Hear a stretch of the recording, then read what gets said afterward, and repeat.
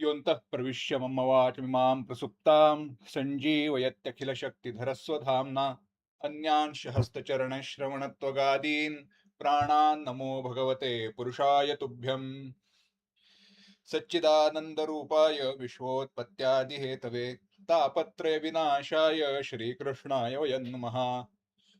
जन्माद्यस्य यतोऽन्वयादितरतश्चार्थेष्वभिज्ञस्वराट् तेने ब्रह्महृदाय आदिकवये मुह्यन्ति यत्सूरयः तेजो वारिमृदां यथा विनिमयो यत्र त्रिसर्गो मृषा धाम्ना स्वेन सदा निरस्तकुहकं सत्यं परं धीमहि।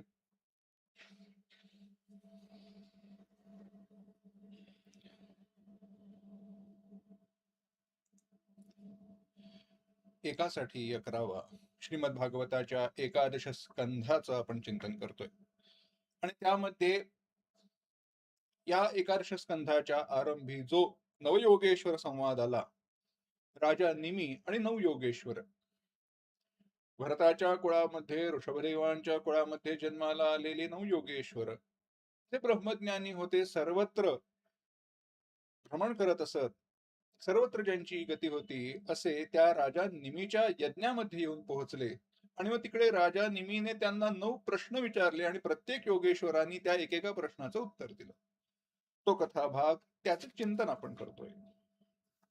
विचार करत असताना त्या 9 योगेश्वरांना राजांनी कोणते प्रश्न विचारले आणि प्रसंग काय घडला हे सगळं आपण पाहत होतो. आणि त्यातील पहिल्या प्रश्नाचं जे उत्तर दिलं गेलं त्याचं आपण चिंतन केलं.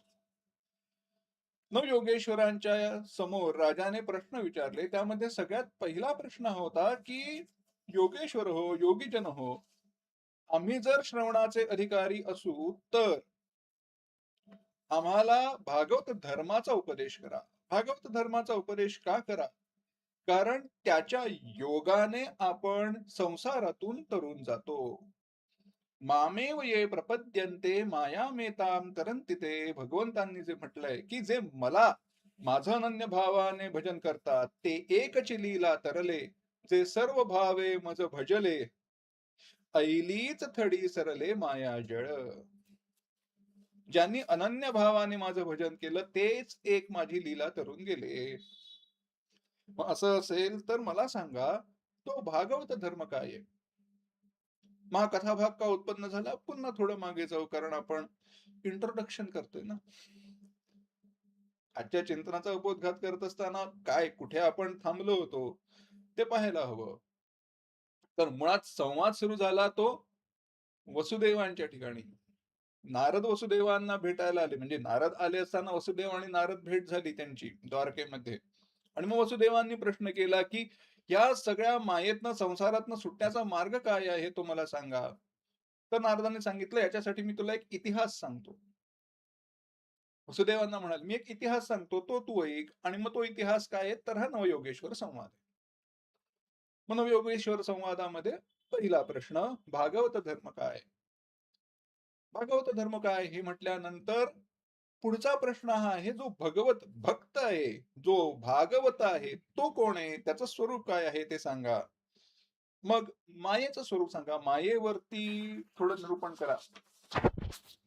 मायेचा विचार आम्हाला सांगा.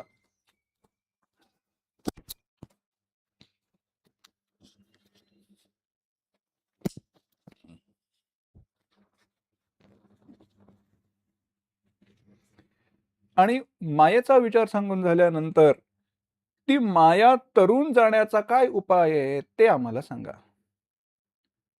मग ज्याला नारायण असं म्हणतात आणि जे परब्रह्म आहे त्या परब्रह्माचं स्वरूप काय आहे तेही सांगा. मग कर्मयोगाचा उपाय सांगा. कर्म कसं करावं, कर्म करण्याची हातवटी काय आहे ती सांगा. मग अवतारांच्या कथा सांगा. भगवंतांनी भिन्न भिन्न अवतार धारण केले, त्यांच्या ज्या अवतार लीला आहेत त्यांचं निरूपण करून सांगा. भक्तिहीन पुरुषांची गती काय आहे, भक्तीचा परिणाम काय होतो, आणि जे भक्तिहीन आहेत त्यांना काय फळ प्राप्त होतं ते सांगा. आणि त्यानंतर भगवान कोणत्या वेळी कोणतं रूप धारण करतात, कोणत्या युगामध्ये कसा आकार धारण करतात त्याचं निरूपण करून सांगा. राजाने एकाच वेळेला हे काही 9 प्रश्न विचारले नाहीत. एकानंतर दुसरा, दुसऱ्यानंतर तिसरा असा प्रश्न विचारला गेला. त्याचं उत्तर देत गेले आणि मग आता भागवत धर्मांचं चिंतन करत असताना भागवत धर्म कशाला म्हणतात? तर आपण एवढा विचार पाहिला होता, की भगवंतांना सर्व कर्म समर्पित करणं, कायेन कायेन वाचा मनसेंद्रियैर्वा बुद्ध्यात्मना वा स्वभावात करोमि यद्यत् करोति यद्यत् सकलम परस्मै नारायणायेति समर्पयेत. तत् भागवतातला पाठ. जे काही कर्म कायेने वाणीने म्हणजे शरीराने वाणीने मनाने शरीर वांग मनोभिर्यत कर्म प्रारभते नरहा. शरीराने मनाने वाणीने जे जे काही केलेलं कर्म आहे बुद्ध्यात्मनावानुसृत स्वभावात, मग ते कशा प्रकारचं, हेतुक अहेतुक वर्णाश्रमाला अनुसरून असणारं कशाही प्रकारचं का कर्म असे ना, ते सर्व कर्म भगवंतांना समर्पित करणं हाच भागवत धर्म आहे. हाच एकमेव धर्म आहे. उपोद्घात केला, सांगितलं, यात सगळं काही आलं. मग दुसऱ्या शब्दांमध्ये सांगायचं झालं तर भगवंतांची अनन्य भक्ती करणं हाच भागवत धर्म आहे. अच्छा, भगवंतांची अनन्य भक्ती करणं, भगवंतांना सर्व कर्म समर्पित करण्याचं फळ काय? त्याचं फळ हेच आहे, संसाराच्या भयातून मनुष्य मुक्त होतो. माझा प्रश्न उपस्थित झाला, जर भगवंतांची भक्ती केल्याने मनुष्य या संसाराच्या भयातून मुक्त होत असेल, तर ज्ञानाचं काय? ज्ञानाचं काय? हीच तर खरी मेख आहे. जर अव्युत्पन्न बुद्धीने, अव्युत्पन्न बुद्धी म्हणजे ज्या बुद्धीवरती शास्त्राचे यथायोग्य संस्कार झाले नाहीये, त्या बुद्धीने या विधानाचा विचार केला, या उपदेशाचा विचार केला, तर त्यामध्ये त्रुटी दिसणारे, त्यामध्ये विरोधाभास दिसणारे, म्हणून व्युत्पन्न बुद्धीने त्याचा समन्वय करावा लागतो. उत्तर देत असताना पुढे शंका समाधान म्हणजेच पहिल्या प्रश्नाचं राजाने विचारलेल्या उत्तर देत असताना पुढे भागवतामध्ये श्लोक आला, भयं द्वितीयाभिनिवेशतः स्याद ईशादपेतस्य विपर्ययो स्मृतिः तन्मायया तो बुधा भजेत्तम भक्त्यैकयेशम गुरुदेवतात्मा. महाकाला श्लोक. त्याच्यावरती उत्तर दिलं की भयाचे मूळ दृढ अज्ञान. नाथ महाराजांनी श्रीधराचार्यांनी समान संगती सांगितली. भयाचं कारण काय आहे? भयं द्वितीयाभिनिवेशतः स्यात् द्वितीयाद् वै भयं भवति. आता नीट लक्ष देऊ नये का, फार सुंदर एक कथा सांगतो. परिचयातली म्हणजे माझे 6 अध्यायी होते, त्यांनी ती कथा सांगितली. त्यांना प्रत्यक्ष अनुभव. तरुणांसाठीचं एक शिबिर होतं. वेदांत म्हणा किंवा आपल्या शास्त्रांचं चिंतन म्हणा, ते शिकवणारं आणि त्यांना कर्माकडे, कर्मयोगाकडे उद्युक्त करणारं. झालं, दिवसभराची सगळी सत्र झाली आणि आचार्यांनी सांगितलं, काही नाही, आज रात्री आपण एक खेळ खेळणार आहोत. हाच सगळा विचार झाला, वेदांताचा सगळा विचार सांगून झाला आणि म्हणाले, रात्री आता आपण आज एक खेळ खेळणार आहोत. तर शिबिर ज्या ठिकाणी होतं, तर राहण्याची व्यवस्था होती, जे वसतिगृह होतं, तिथे मागे झाडी होती, जंगल म्हणू आपण, आणि तिकडनं पलीकडे गेलं की अजून काही घरं होती, त्यांच्यातलीच त्या आवारातलीच घरं होती, आणि मधनं जाण्यासाठी एक चिंचोळी वाट होती, पायवाट होती. काय बाग असेल, बगीचा असेल, मी काही जास्त विचारलं नाही काय कसं होतं जंगल किंवा काय झाडी होती. पण रात्री तिकडे काही प्रकाश नाही, मिट्ट काळोख. तो मिट्ट काळोख होता आणि मग आचार्यांनी सांगितलं, काय करायचंय? काही नाही, हा जो रस्ता दिसतोय ना, त्या रस्त्याने पार पलीकडच्या टोकाला जायचं. पलीकडच्या टोकाला प्रत्येकाच्या नावाने एक एक कागद ठेवलेला आहे. आपल्या नावाचा कागद उचलायचा आणि परत यायचं. जा. जा म्हटलं आणि हे सगळेजण जिकडे उभे होते, सगळे दिवे बंद केले. अंधार, कोण कुठे काही कळत नाही. रस्ता तसा अंतराचा होता.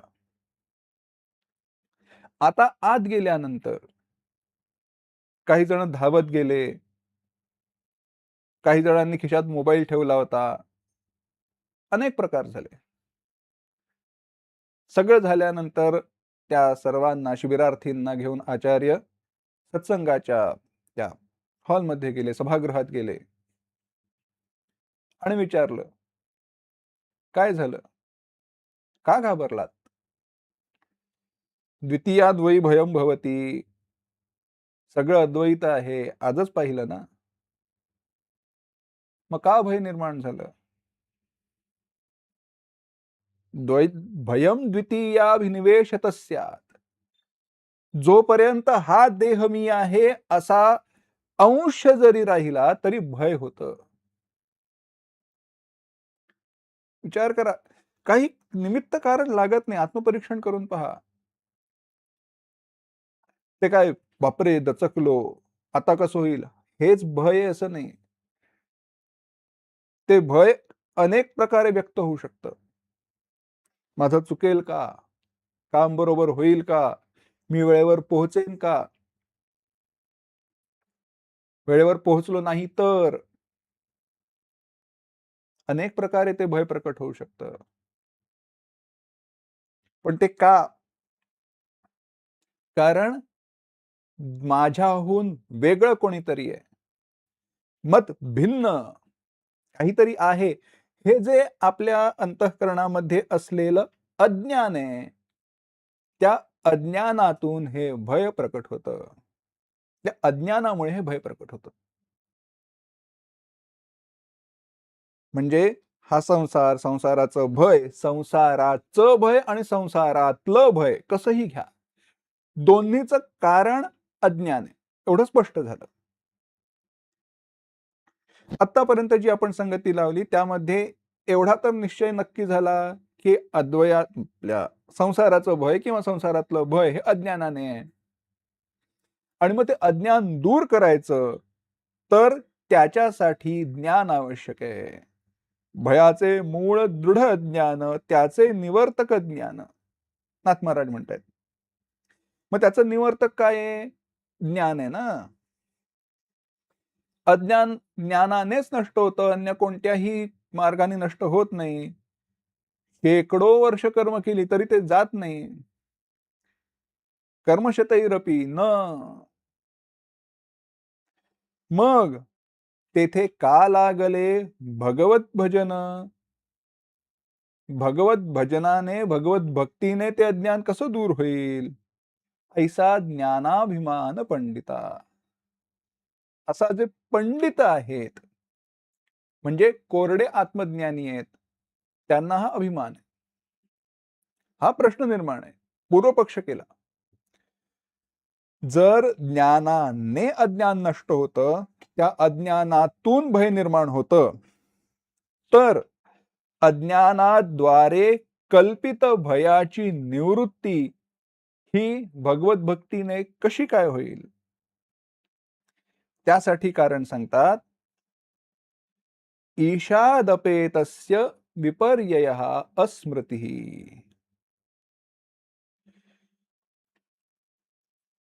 ईशाद अपेतस्य. भय कोणामुळे होतं? गोड संगती लावली आहे. पुढे खरं करूया याचा विस्तार. आता काय करावं? संगती अशी आहे, भय कसलंय? मायेच आहे. भय कुठे आहे? संसारात आहे. मायेचं दुसरं नाव काय आहे? अज्ञान आहे. त्यामुळे भयाचं कारण अज्ञान आहे, म्हणजेच भय मायेमुळे निर्माण होतं. ही माया कोणाच्या आश्रित आहे? माया ही परमेश्वराची शक्ती आहे. माया ही काय आहे? परमेश्वराची शक्ती आहे. आणि आता जर माया ही परमेश्वराची शक्ती आहे, तर जो परमेश्वराला विन्मुख झाला, ईशात अपेतस्य विपर्ययः अस्मृती, त्याला भगवंतांच्या या शक्तीचं विस्मरण होतं आणि तो मग फसतो, भयाने व्याकुळ होतो. पटत नाही तर सोपा दृष्टांत सांगतो. कोणताही एक भयपट घ्या, फार कशाला. एक लहान मुलगा आहे, त्याला घेऊन वडील त्या प्राणी संग्रहालय नको, चुकीचा दृष्टांत होतो, एका मंदिरात गेले होते. फार सुंदर मंदिर, आखीव रेखीव कोरीकाम केलेलं, दगडावरचं नक्षीकाम अत्यंत उत्तम. आणि मंदिरात आत जाण्यासाठीचा जो जिना होता, त्या जिन्याच्या पायरीशीच मुलगा जोरजोराने रडू लागला. का? कारण काही नाही, त्या पायऱ्या जिथे सुरू होत होत्या तिकडेच एक सिंहाचा पुतळा होता, वाघाचा, सिंहाचा, कसाही घ्या. त्या हिंस्र श्वापदाचा तो पुतळा होता, त्याचा जबडा उघडलेला होता, हातामध्ये ते त्याचा जो पंजा होता, त्याला नख होती. ते पाहून हा मुलगा घाबरला आणि वडील हसायला लागले. दोन्हीच्या ठिकाणी प्रसंग एकच आहे, अनुभव एकच आहे, दोघांनीही सिंह पाहिला, पण दोघांच्या ठिकाणीही परिणाम वेगळा आहे. का? कारण एकासाठी सिंह सत्य आहे आणि दुसऱ्यासाठी सिंह दगडाचा आहे. त्याचप्रमाणे संसारामध्ये अनुभव घेत असताना एकासाठी माया खरी आहे आणि जो परमेश्वराला विन्मुख झाला त्याच्यासाठी माया खरी आहे, पण जो परमेश्वराला सन्मुख आहे त्याला ती परमेश्वराची माया असल्यामुळे त्याचं भय नाहीये. भगवंतांनी खेळ मांडलाय ना, मग मी त्याच्यामध्ये सहभागी होतो, मी पण नाटक करतो. भगवंतांनी ठरवलं ना असं मी वागायचं, मी तसं वागतो. काय काय मोठं त्याच्यात? बोलणं सोपं आहे, दृष्टांत म्हणून देणं सोपं आहे, पण तसं वागणं सोपं नाहीये. ईशादपेतस्य विपर्ययो स्मृतीः तन्मायातो बुधा भजेत्तम. या देहाच्या ठिकाणी तो अभिनिवेश निर्माण झाल्यामुळे ते भय निर्माण होतं. म्हणून त्या भगवंताची अनन्य भावाने, अनन्य भक्तीने आराधना केली पाहिजे. इथे मुद्दा येतो, ही भक्ती भक्ती म्हणजे काय?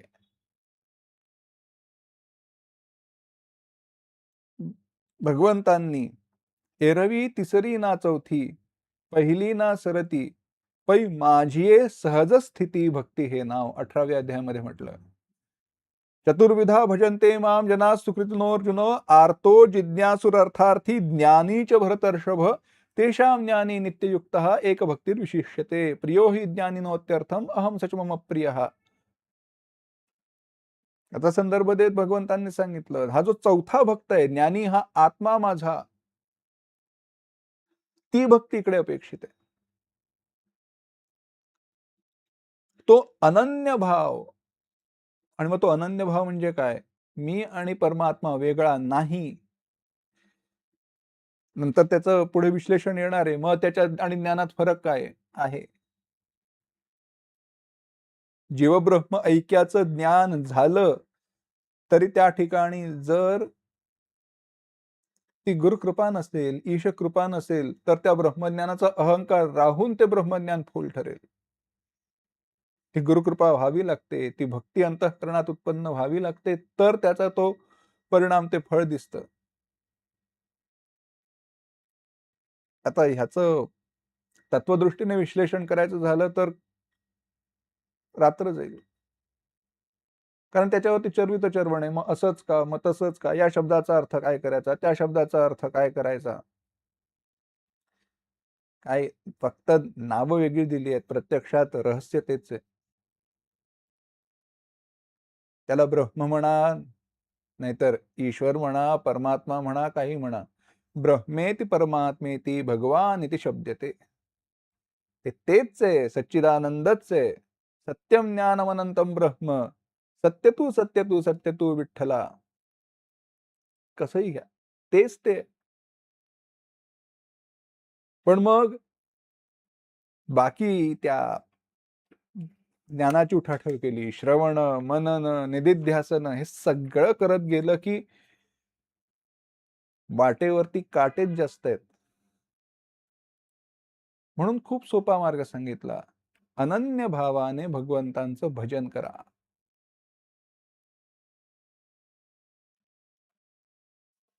थोडं पुन्हा मागे जातो. ह्या मार्गाचं वर्णन करत असताना, विश्लेषण करत असताना भगवत भक्तीचा उपदेश का केला? कारण जे सामान्य जीव आहेत त्यांच्यासाठी हा उपदेश केलेला आहे.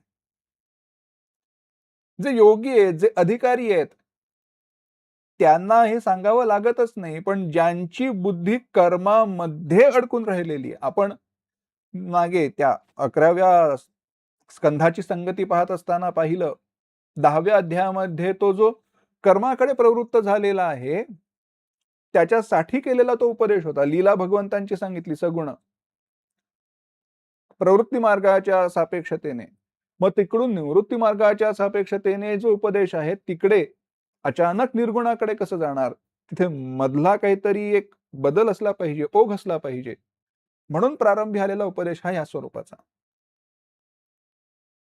पुढे हंसगीतेमध्ये जाऊ, तिकडे तर केवळ तत्वज्ञान सांगितलंय. उद्धव गीतेमध्ये अनेक ठिकाणी केवळ तत्वाचाच उपदेश आहे, बाकी काही नाही. पण तिथे पोहोचेपर्यंत पायऱ्या पायऱ्यांनी जायचं, म्हणून ही संगती आहे. असो, आपल्या पुन्हा मूळ विषयाकडे येऊ. द्वितीयाद्वै भयं भवती. दुसरं काहीतरी असेल तर ते भय निर्माण होतं. ते भय दूर करायचं असेल, भय का निर्माण झालं? भगवंताची विस्मृती झाली. भगवंतांची विस्मृती झाल्याने माया, भगवंतांची जी माया आहे ती सत्य वाटली. म्हणून भगवंतांची आराधना केली पाहिजे, आणि भगवंतांची आराधना केली असता ती माया, ते भय ते निवृत्त होतं. आता म्हणतायत, भक्तीचे अगाध महिमान तेथे रिघेना भवबंधन, ते करावया भगवत भजन, सद्गुरु चरण सेवावे. ओव्या मुळातून पाहण्यासारख्या आहेत. भक्तीचं महिमान हे अगाध आहे. भक्तीचा जिव्हाळा फार गोड आहे, खूप मोठा आहे. मग त्यासाठी काय केलं पाहिजे? त्यासाठी ते भगवत भजन करण्यासाठी सद्गुरु चरण सेवावे, सद्गुरु चरणांची सेवा करावी. सद्गुरु चरणांची सेवा केली असता होतं काय? निज शिष्याची मरण चिंता, स्वये निवारी जो वस्तुता, तोची सद्गुरु तत्वता, येर तो गुरुता मंत्र तंत्रोपदेशे. जो आपल्या शिष्याची चिंता, शिष्याच्या मरणाची चिंता स्वतःच निवारितो, तोच खरा सद्गुरू आहे. बाकीचे मंत्रतंत्राचा उपदेश करणारे गुरु आहेत ते सामान्य. खरा सद्गुरू कोण? जो माझ्या मरणाची चिंता, म्हणजे माझं मरणच मिटवून टाकतो. मरण माझे मरून गेले, आम्हा केले अमर. काय तो तत्वज्ञानाचा उपदेश करून ते केलेलं आहे. ब्रह्मज्ञानी गुरु आपल्यासारखंच त्याला करून टाकतात. त्याने ती मरणचिंता दूर केलेली आहे. ते काय तुला यानेच, याचं भय नाही, त्याचं भय नाही, असं नाही येते. काही कवच दिलंय किंवा काही प्रोटेक्शन दिलंय, असलं काही नाही येते. मरणाची चिंता दूर केली आहे. मंत्रतंत्र उपदेशिते घरोघरी गुरु आहेत आईते. अरे पुष्कळ आहेत मंत्रतंत्राचा उपदेश करणारे गुरु, जो शिष्याशी मेळवी सद्वस्तुते, पण सद्वस्तूशी शिष्याची जो भेट घालून देतो सद्गुरु त्या ते श्रीकृष्ण मानी, त्यालाच श्रीकृष्ण भगवंत सद्गुरु मानण्यास तयार आहेत. ह्या सद्गुरूंना कशाचीच उपमा देता येत नाही. सद्गुरूचे उपमे समान पाहता जगी न दिसे यान. दुसरं काही नाही. तुमचे सद्गुरू कसे आहेत? आम्ही उपचारापुरतं वर्णन करतो, पण त्यांच्यासाठी दुसरी कोणतीच उपमा नाही. अगाध गुरुचे महिमान तो भाग्य विना भेटेना. सद्गुरूंचं महिमान अगाध आहे. पण ते भाग्य असल्याशिवाय सद्गुरू भेटत नाही. गुरु म्हणो देवा समान तव देवांसी याचेनी देवपण. सद्गुरू देवासारखे आहेत नाही म्हणता येत नाही. का? कारण देवांना देव पण याच्यामुळे आहे. सद्गुरूंमुळे देवांना देव पण आहे. असं कसं? सद्गुरूंनी सांगितलं म्हणून कळलं ना. मग त्या सद्गुरु समान देवही जाण तुके ना. मग देवाची आणि सद्गुरूंची तुलना काय करायची? देवाला देव पण सद्गुरूंमुळे मिळालाय.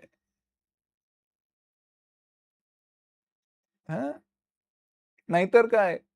आम्हाला माहीतच नसेल तर देव असून काय करायचंय? ब्रह्म असून काय करायचंय? गुरु ब्रह्म दोन्ही समान. नाथ महाराज पुढे म्हणतात गुरु ब्रह्म दोन्ही समान. गुरु आणि ब्रह्म दोन्ही समान. हेही उपमा किंचित न्यून. ही उपमा सुद्धा कमी आहे. याच्यात सुद्धा न्यूनत्व आहे. गुरु आणि ब्रह्म कधी सारखं असेल काय? नाही. का? गुरुवाक्ये ब्रह्मा ब्रह्मपण. गुरूंच्या उपदेशामुळे परब्रह्माला परब्रह्मपण आहे. नाहीतर त्याच्यापूर्वी ते असलं काय नसलं काय आम्हाला त्याचं काहीच नव्हतं. गुरूंच्या वाक्यामुळे परब्रह्माला परब्रह्मपण आहे. ते सद्गुरु समान अद्वये. ब्रह्म सद्गुरूंसारखं आहे. सद्गुरु परब्रह्म नाहीत. काय गुरु महिमा आहे? ब्रह्म सर्वाचे प्रकाशक. ब्रह्म सगळ्याला प्रकाशित करताना हो, सगळ्याला प्रकाशित करत. पण त्या परब्रह्माचा बोध कोणामुळे झाला? परब्रह्माचा बोध कोणामुळे झाला? सद्गुरूंमुळे झाला. म्हणजे त्या परब्रह्माला प्रकाशित करणारे सद्गुरू असतील. तर परब्रह्माचे प्रकाशक कोण? सद्गुरू आहेत. ब्रह्म सर्वांचे प्रकाशक सद्गुरु तयाचाही प्रकाशक एवं गुरुहुनी अधिक नाही आणिक पूज्यत्वे. त्यामुळे सद्गुरूंच्याहून भिन्न दुसरं काही एक पूज्य नाही. सगळ्यात श्रेष्ठ सद्गुरू आहेत. याची लागे गुरु ते मनुष्य बुद्धी पाहो नयेगा त्रिशुद्धी ऐशे भावार्थ बुद्धी सहजे चित्त शुद्धी सच्छिष्या. म्हणून सद्गुरूंच्या ठिकाणी मनुष्य बुद्धी कधीही ठेवू नये. त्यांना ब्रह्मच समजावं आणि जो असं शिष्य समजतो त्याच्या चित्ताची शुद्धी सहजतेने होते. तात्पर्य या संसाराचं भय दूर करायचं असेल तर सद्गुरूंना शरण जावं आणि भगवंतांची अनन्य भक्ती मागावी. मग अपेक्षित जे आपुले अपेक्षित असलेलं ज्या वेळेला आपण विचारू त्यावेळेला भगवंत ते सद्गुरू आपल्याला तो उपदेश करतील. ती अनन्य भक्ती आपल्याला देतील. मग आता बरं कळलं, मान्य मान्य. तुम्ही म्हणता ना त्या भक्तीमुळे ते भय दूर होतं आहे. तुमच्या बोलण्यामध्ये तथ्य आहे, लॉजिक आहे, सेन्स आहे. पण आता आमचा प्रश्न ऐका. ती भगवत भक्ती अनन्य भावाने भगवंतांचं केलेलं भजन बोलायला सोपं आहे हो. पण ज्याच्या अंतःकरणामध्ये विषयोपभोगाची लालसा निर्माण झाली आहे, जो कर्मामध्ये रता आहे, आणि विषयाचा अनुभव केल्याने ज्याचं चित्त चंचल झालेलं आहे, एका ठिकाणी स्थिर राहत नाही, त्याच्याकडून अनन्य भक्ती व्हायची कशी? आहे की नाही? तुम्ही म्हणता अनन्य भक्ती करा, अनन्य भक्ती करा. पण होईल कशी? याच्यावर काही उत्तर? त्यावरती म्हणतात, अविद्यमानोऽप्यवभाति हि द्वयो ध्यातुर्धिया स्वप्नमनोरथौ यथा तत्कर्म संकल्प विकल्पकं मनो बुधो निरुन्ध्यादभयं ततस्या. सोपं आहे. तुमचा प्रश्न बरोबर आहे. आमचा त्या प्रश्नावरती काही एक आक्षेप नाही. ज्याचं मन त्या विषयामध्ये आसक्त झालेलं आहे आणि विषय सतत बदलते असल्यामुळे ज्याचं मन चंचल झालेलं आहे, त्याच्याकडून भगवंतांची अखंड भक्ती, अनन्य भक्ती, अव्यभिचारी भक्ती होईल, होते आहे, अपेक्षा कशी करता येईल? करता येत नाही.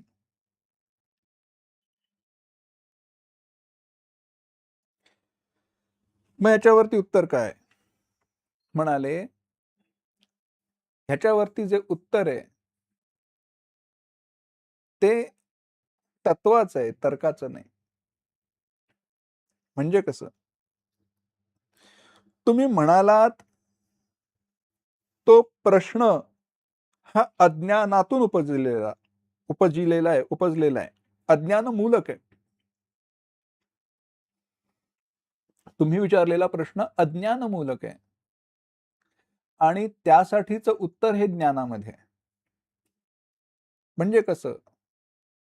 आता हा जो श्लोक आहे तो एका दृष्टीने हंसगीतेच्या प्रसंगामध्ये जो प्रश्न विचारला गेला त्याचं मूळ आहे, त्याचा संस्कार निर्माण करणार आहे. म्हणाले, राजा वास्तविक पाहता पारमार्थिक सत्तेवरून विचार केला, परमार्थ सत्याचा विचार केला, तर परमात्म्याहून अतिरिक्त अन्य कोणता पदार्थच नाही. आणि असं असताना देखील भगवंतांहून भिन्न अन्य कोणताही पदार्थ नाही, पण असं असताना देखील त्या पदार्थाचा आपल्याला अनुभव येतो. अविद्यमानोपि द्वय अवभाती. पुरुषासी जो प्रपंचू दिसे तो नसताची मिथ्या आभासे. नाहीये पण तरी देखील दिसत. ज्या ज्या वेळेला त्या परमात्म्याचा लोप होतो म्हणजे परमात्मा दिसत नाही, परमात्म्याचं अभान होतं, त्या वेळेला प्रपंचाचं भान होतं. तो विद्यमान आहे का? नाहीये. पण तरी देखील अनुभवास येतो आणि अनुभवास येतो म्हणून सत्य मानला जातो, बाकी काही नाही.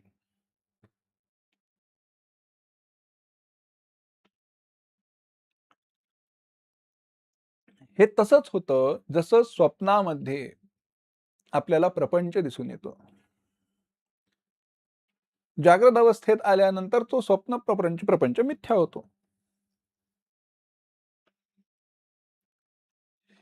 आणि मग यासाठी काय केलं पाहिजे? आपलं मन आपल्या ताब्यात केलं पाहिजे. हे बरं आहे हा तुमचं. आमचं मन आमच्या ताब्यात नाही, मग अनन्य भक्ती कशी होणार? यावरचं उत्तर मन ताब्यात केलं पाहिजे का मला कळत नव्हतं का? ते म्हणाले, कशाला चिंता करता? गुरुकृपा आहे ना. तेची आकळती हातवटी संक्षेप राया सांगेन गोष्टी सद्गुरु वाक्य परिपाटी जे मनाते थापटी निजबोधे. मनाने थापटी निजबोधे, निजबोधाने मनाला थापटवायचं, शांत करायचं. चंचळत्व विषय ध्यान करिता देखे जे जे मन ते होय ब्रह्मार्पण सद्गुरु वचन निजनिष्ठा. सद्गुरूंनी उपदेश काय केला? सोपं आहे.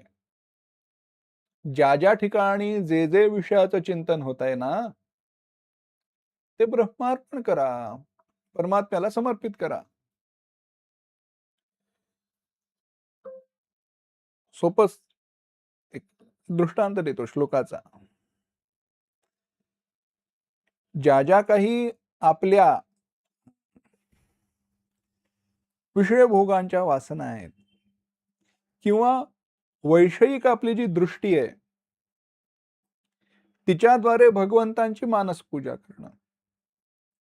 रत्नैः कल्पितमासनं निजजले स्नानंच दिव्यांबरम नानारत्नविभूषितं मृगमदामोदाङ्कितं चन्दनं जाती चंपकबिल्वपत्र रचितं पुष्पंच धूपं तथा. त्या श्लोकामध्ये पुढे म्हटलंय, निद्रा म्हणजे काय, सुषुप्ती म्हणजे काय, समाधी निद्रा समाधी स्थिती संचार पदयो प्रदक्षिण विधी स्तोत्राणि सर्वा गिरो यद्यत् कर्म करोमि तत्तदखिलं शंभो तवाराधनम. जी जी काही माझी वैषयिक बुद्धी आहे, जे जे माझे विषय आहेत, ते सर्व विषय भगवंता तुझ्याशी जोडून दिले. ते ते करीजे ब्रह्मार्पण. विषयामुळे विषयाचं चिंतन होण्याच्या ऐवजी जर विषयामुळे परब्रह्माचं स्मरण होत असेल, तर भय राहील का? ते अनन्य भावानेच भजन होईल ना. सुंदर दृष्टांत नाथ महाराजांनी दिला की जो भुई भेणे पळो जाये, तो जेथ पळे तेथे भूये, मग येणे जाणे स्वैर आहे ठाई ठाई पांगुळला. एखाद्याच्या अंतःकरणामध्ये त्या जमिनीची भीती निर्माण झाली म्हणून तो इकडे तिकडे पळू लागला. पण जिकडे तिकडे पळतो तिथे जमीन आहेच ना. पळून जाऊ शकेल का जमिनीपासून दूर? जाता येत नाही. मग तो जागच्या जागी थांबतो, पळायचा प्रयत्न करत नाही. त्याचप्रमाणे मनाला धडा द्यावा, तैसे मनासी लाविजे वर्म, जे जे देखे तेची ब्रह्म. जगामध्ये ज्या ज्या ठिकाणी विषयाची बुद्धी होते तेच ब्रह्म आहे. अर्थात बाधित वृत्तीने, म्हणजे कसं पाहणार आहोत. बाधित वृत्तीने तेच ब्रह्म आहे हा विचार करणं. पण आता एवढे मात्र कष्ट घेतले पाहिजेत. पण तो विचार करणं हेच यावरचं उत्तर आहे.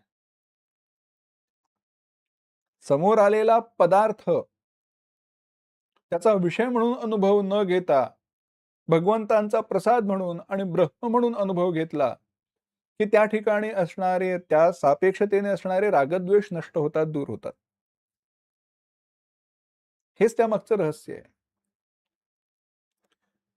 माया कुठे? सगळीकडे. माया कुठे नाही?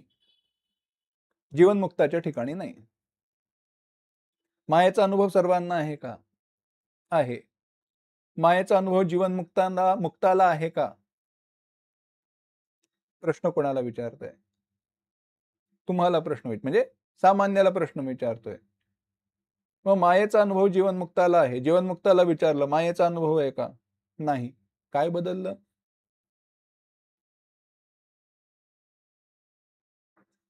संसार हा जो आहे, हा संसार दोघांसाठी सारखा आहे. दोघांसाठीही आहे. कोण? एक ज्ञानी आणि एक अज्ञानी. जो जीवनमुक्त महात्मा आहे, या भागवताच्या आत्ताच्या प्रस्तुत विषयाच्या दृष्टीने जर का शब्द वापरायचा झाला तर जो उत्तम भागवत आहे, भगवंतांचा अनन्य भक्त आहे, त्याच्यासाठी देखील हा संसार आहे. आणि जो अज्ञानी आहे त्याच्यासाठी देखील हा संसार आहे. मग भेद काय? जो अज्ञानी आहे त्याच्यासाठी हा संसार सत्य आहे आणि जो ज्ञानी आहे, जो भगवंतांचा भक्त आहे, त्याच्यासाठी हा संसार मिथ्या आहे. या संसाराच्या ठिकाणी त्याची सत्यत्व बुद्धी नाही आणि ती सत्यत्व बुद्धी त्याची नसल्यामुळे त्याला हा संसार असला काय नसला काय काही फरक पडत नाही. हाच भेद आहे. हे कशातून निर्माण झालं? अनन्य भावाने भगवंतांची भक्ती कशी होईल? अरे का नाही होणार?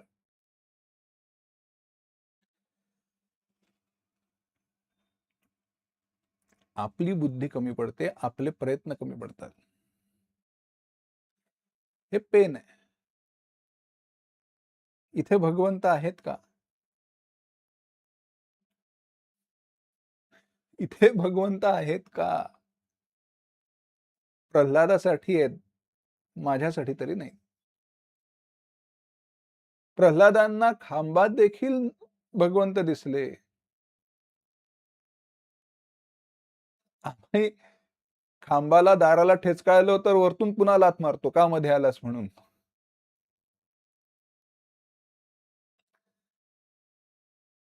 काय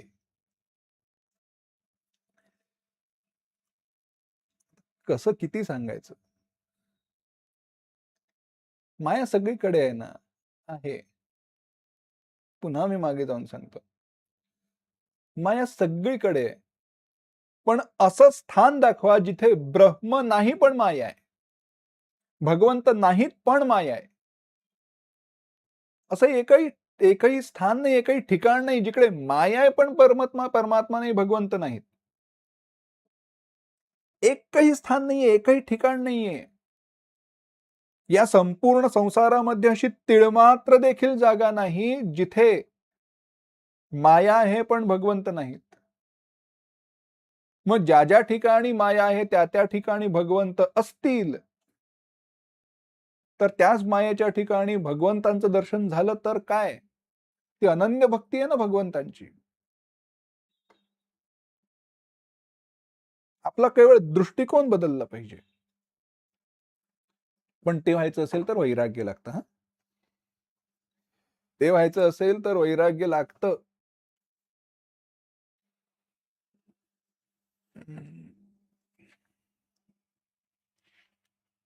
मंदिरात गेल्यानंतर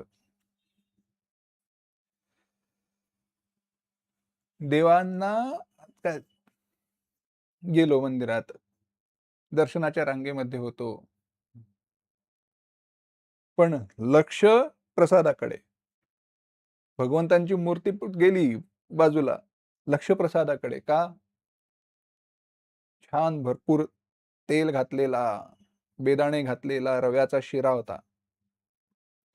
आणि प्रत्येकाला असा नाही, असा वाढत होते हातावर.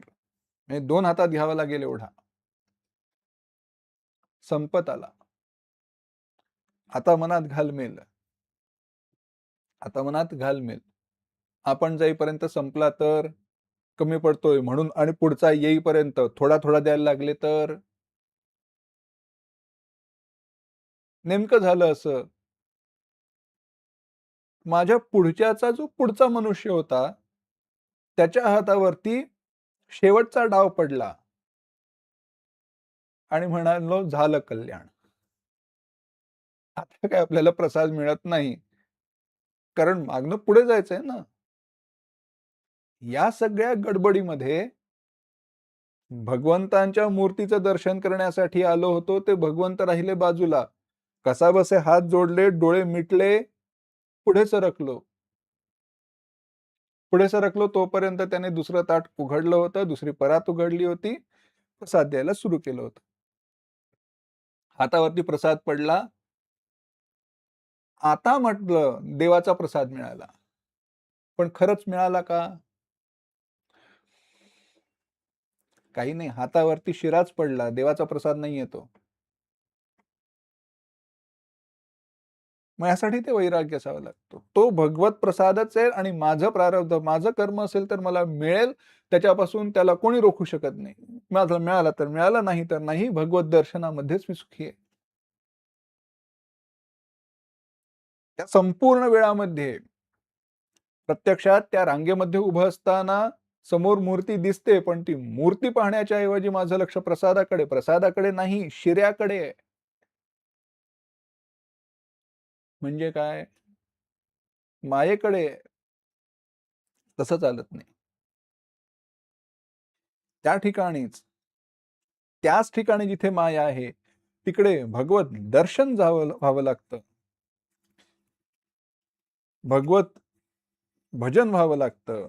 म्हणून मनाला वश करून घेण्यासाठी भगवंतांचं भजन करणं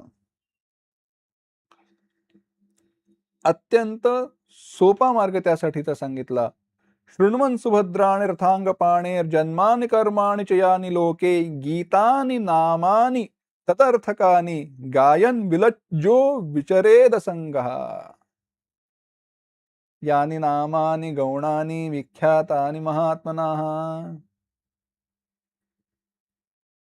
ऋषिभिर्बहुधा गीतम् छंदोभिर्विविधैः पृथक्. भगवंतांचं जे काही चिंतन केलं गेलंय, त्यांच्या ज्या कथा सांगितल्या गेल्या, त्यांची जी नामं सांगितली गेली आहेत, त्या सगळ्यांचं श्रवण करणं लाज लज्जा सोडून. म्हणजे कसं शिकण्यासारखं आहे. होतं असं, मुंबईमध्ये जागा नाहीये, पण तरी देखील मंदिरं आहेत आणि अजूनही कीर्तन सप्ताह होतात, उत्तम कीर्तन होतात. आता रस्ता आहे, रस्त्याच्या कडेला जुनं मंदिर आहे. आता रस्ताच मोठा झाला त्यामुळे मंदिराच्या आवारात रस्ता गेला असंच म्हणू. जागा उरली नाही. कीर्तन चालू होतं, गर्दी निर्माण झाली. पाऊस पडला होता, पाऊस पडून गेला होता. अर्धवट मंडप होता. आता बसायचं तर बसायचं कुठे? कारण बसलो तर कपड्याला डाग पडणार आणि कपड्याला डाग पडले तर नंतर घरी जाताना काय? पण नाही. बसायचं कशाला? काय कसली चिंता? एक काय गोंडपाटाचा त्या प्लास्टिकचा तुकडा घेतला काय? त्याच्या त्या खालती चपला ठेवल्या काय? त्याच्यावरती तो तुकडा टाकला काय? बसलं काय? वारकऱ्याचं काम झालं. का? कारण कपडे स्वच्छ आहेत, की मळणार आहेत, की त्याच्यावर डाग पडणार आहेत? काही चिंतन नाही, काही काळजी नाही. प्रयोजन काय आता इथे आल्याचं? इकडे आल्याचं प्रयोजन हेच आहे, समोर चाललेलं कीर्तन ऐकायचंय. गायन विलज्जो, लज्जा सोडून. गंमत सांगू? ही लज्जा का आहे? कारण हा देह मी आहे, ही भावना आहे. अंतःकरणामध्ये अजूनही वाटतं हा देह मी आहे आणि हा देह मी आहे, तर लाज आहे. ते विसरून, देहभान विसरून भगवंतांचं भजन केलं पाहिजे. भगवंतांच्या कथांचं श्रवण केलं पाहिजे.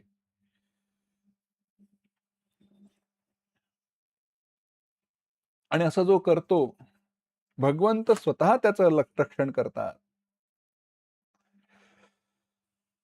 त्याचा जो अभिमान आहे, त्याची जी मोह ममता आहे, ती दूर करतात आणि त्याच्या अंतःकरणामध्ये निजबोध स्वतः भगवंत प्रकट करतात.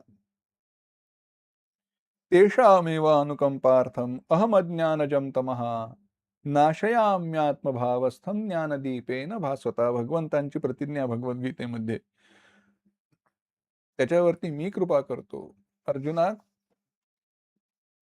मी त्याची काळजी वाहतो. अशा प्रकारे एवं व्रतस्वप्रिय नाम कीर्त्या जातानुरागो धृतचित्त उच्चैः हसत्यथो रोदिति रौति गायन उन्मादव नृत्यति लोकबाह्यः. अशा प्रकारे विशुद्ध व्रत जो भक्त घेतो, त्याच्या अंतःकरणामध्ये भगवंतांच्या प्रती उत्कट प्रेम निर्माण होतं. त्याचं अंतःकरण द्रवित होतं. भगवंतांची मूर्ती पाहिली की तो देहभान विसरून जातो. भगवंतांचं स्मरण झालं की आजूबाजूला काय आहे याचं त्याला काही भान राहत नाही. कधी कधी तो भगवंतांच्या सन्निधानाचं सान्निध्याचं स्मरण करतो, त्याला तो अनुभव येतो आणि तो आनंदाने नाचू लागतो, हसू लागतो, कधी रडू लागतो, गाऊ लागतो. आकाश, वायू, जल, पृथ्वी, ग्रह, नक्षत्र, दिशा, वृक्ष, नदी सर्व ठिकाणी त्याला भगवंतांच्या शरीराचा अनुभव येतो. हे सगळं शरीर आहे ते भगवंतांचंच आहे. सर्व रूपांनी भगवंतच प्रकट झाले आहेत हेच त्याला दिसू लागतं. कुठेही त्याला तो प्राणी आहे, तो जीव आहे असा अनुभव येत नाही. म्हणून संतांच्या जीवनामध्ये पहा, प्रत्येक ठिकाणी, प्रत्येक संतांच्या जीवनामध्ये असा तो विशेष प्रसंग घडलेला आहे. तिथे बाकी सगळ्यांना तो प्राणी म्हणून दिसला, तो जीव म्हणून दिसला. संतांना तिकडे भगवत दर्शन झालं. नाथांच्या जीवनामध्ये त्या बाळूमध्ये मरणासन्न झालेलं ते जे गाढव होतं, त्याला त्यांनी ते पाणी पाजलंय. संदर्भ काय आहे? काही नाही. तीर्थयात्रा सांगितली आहे. काय करायचं? काशी विश्वेश्वराला जायचं. गंगेचं पाणी घ्यायचं. ते पाणी घेऊन रामेश्वराला जायचं. रामेश्वराला त्या गंगेच्या पाण्याचा अभिषेक करायचा आणि तिकडलं समुद्राचं तीर्थ घ्यायचं आणि जाऊन काशी विश्वनाथाला अभिषेक करायचा. अशा यात्रेमध्ये घेतलेलं ते पाणी, अभिषेकाला घेतलेलं पाणी हातामध्ये होतं. काही विचार केला नाही. आता पुन्हा परत मागे जावं लागेल का? काही नाही. इथेच गरज इथे, भगवंत इथे दिलं. हे ते भगवत दर्शन आहे. नामदेव कुत्र्याच्या मागे तुपाची वाटी घेऊन धावले. अरे कोरडं खाऊ नकोस, त्रास होईल. आपल्याला होत नाही. हां, अर्थात विवेकही करायचा असतो. पण ती हृदयामध्ये ती करुणा असली पाहिजे.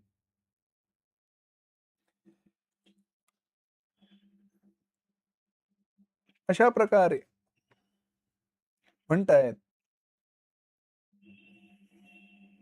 भक्ती परेशानुभवो विरक्ती अन्यत्र चैषत्रिक एक कालः प्रपद्यमानस्य यथाश्नतः स्युः तुष्टी पुष्टी क्षुदपायोनुघासम. म्हणाले काय? ज्या प्रकारे जो भोजन करणार आहे ना, जेवण करणारा, एक घास पोटात गेला, खाल्लं की होतं काय? त्याला तुष्टी, पुष्टी आणि निवृत्ती किंवा विरक्ती सर्व काही प्राप्त होतं. क्षुरपायः, खाल्ल्यानंतर तुष्टी प्राप्त होते. काय जेवण झालंय! आहा! आजची आमटी अप्रतिम झाली. याच्यासारखी झालीच नव्हती पूर्वी. छान मऊ ऊन भात, आमटी, त्याच्यावरचं तूप, परब्रह्म. आहाहाहा! तुष्टी आहे, आनंदाचा अनुभव आहे, सुखाचा अनुभव आहे. त्याच वेळेला त्याने शरीराचं पोषणही झालेलं आहे. आणि काही नाही, लागलेली भूकही निवृत्त झाली आहे. सगळ्यांसाठीचा हा सामान्य सामायिक अनुभव असं मी म्हणू शकतो. बरेचदा असं होतं, बाहेरगावी कुठे यात्रेला जातो, फिरायला जातो किंवा काहीतरी काम, कसंही घ्या. यात्रेला गेलोय, पदभ्रमणाला गेलोय, वारीत चाललोय, कसंही. रात्र होते, उशीर होतो. मग मिळतं काय? काही नाही. फक्त खिचडी असते. पण ती खिचडी देखील परब्रह्माचा काय स्वर्गसुखाचा अनुभव देऊन जाते. ती तुष्टी आहे. त्याने शरीराचं झालेलं पोषण ही पुष्टी आहे. आणि भुकेची निवृत्ती ही शुद्ध पाय आहे. त्याचप्रमाणे ज्या वेळेला भगवंतांच्या ठिकाणी भक्ती निर्माण होते, त्याच क्षणी भगवंतांच्या ठिकाणी भक्ती एकाच कालामध्ये एकसमयावच्छेदे करून ज्या वेळेला भगवंतांच्या शरणागतीचा स्वीकार केला जातो, म्हणजे भगवंतांना अनन्य भावाने आपण शरण जातो, त्याच वेळेला ती भक्तीही निर्माण होते. परेशानुभव हा त्या भगवंतांच्या स्वरूपाचा अनुभव येतो, सर्वत्र भगवत दर्शन होऊ लागतं आणि परमात्म्याच्या व्यतिरिक्त विरक्तिरन्यत्र अशा अन्य पदार्थांच्या ठिकाणी विरक्ती निर्माण होते. या सगळ्याचा आरंभ कुठनं आहे? सर्व कर्म भगवंतांना समर्पित करणं यातून आहे. ही अनन्य सोपी भक्ती राजा इत्यच्युतांघ्री भजतोनुवृत्त्या भक्तिर्विरक्तिर्भगवत प्रबोधः भवन्ति वै भागवतस्य राजंस्ततः पराम शांतिमुपैति साक्षात. अशा प्रकारे भगवंतांच्या चरणकमलांची आराधना केली असता प्रत्येक क्षणी एकेका वृत्तीने भगवंतांच्या त्या मंगलमय मूर्तीच्या ठिकाणी, त्या विग्रहाच्या ठिकाणी प्रेममय भक्ती निर्माण होते, संसाराच्या ठिकाणी वैराग्य निर्माण होतं आणि हळूहळू तोच परम भागवत होऊन जातो. आता अशी भक्ती केली असता तो परम भागवत होतो हे ज्या वेळेला म्हटलं, त्यावेळेला प्रश्न राजोवाच, राजाने प्रश्न केला, तो परम भागवत होतो हे म्हणता, मग तो परम भागवत कोण आहे? त्याची लक्षणं काय? ही उपदेशाची प्रक्रिया आहे, पद्धती आहे. भगवद्गीतेचा संदर्भ द्यायचा झाला, कारण भगवद्गीता आपल्या परिचयाची आहे म्हणून. स्थितप्रज्ञाची लक्षणं म्हणजे स्थितप्रज्ञ, जीवनमुक्त याबाबत सांगितल्यानंतर अर्जुनाने मग तिकडे तोच प्रश्न केलाय. स्थितप्रज्ञस्य का भाषा समाधिस्थस्य केशव स्थितधी किम प्रभाषेत किमासीत व्रजेत किम. त्याच प्रकारे इथे राजा प्रश्न करतो, मला सांगा, हा जो परम भागवत आहे, ज्याला तुम्ही भागवत म्हणता, भगवंतांचा परम भक्त म्हणता, त्याची लक्षणं काय आहेत? हा प्रश्न विचारल्यानंतर हरी नावाचे जो योगेश्वर होते, त्यांनी त्याचं उत्तर दिलंय. चिंतन उद्याला करू. ओम असतो मा सद्गमय तमसो मा ज्योतिर्गमय मृत्योर्मा अमृतंगमय. ओम शांती शांती शांती. हरि ओम. श्री गुरुभ्यो नमः. हरि ओम.